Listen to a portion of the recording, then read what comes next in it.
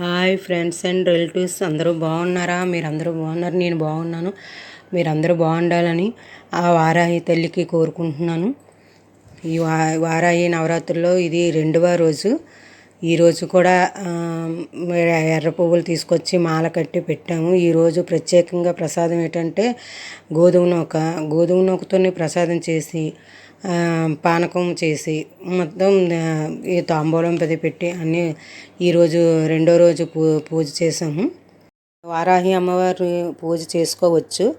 ఇలా కూడా మేము చేయలేము, మాకు అవకాశం లేదు అన్నవాళ్ళు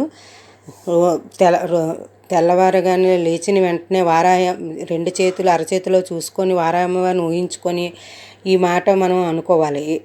జరిగిందని మంత్రాలు రావాలని, నోరు తిరగలేదని మనం బాధపడవసరం లేదు. ఈ కేవలం నిద్ర లేచిన వెంటనే 2 చేతులు పట్టుకొని అమ్మవారు ఉన్నట్టుగా భావన చేసుకొని మనస్ఫూర్తిగా వారాహి అమ్మవారికి నమ్మి ఈ మాట పైకి జపిస్తూ ఉండాలి. ఆ మాట ఏమిటంటే నర్తపి నర్తపి ఇలా నర్తపి అని ఎన్నిసార్లు అనుకుంటూ అన్నిసార్లు మీరు అనుకోవచ్చు.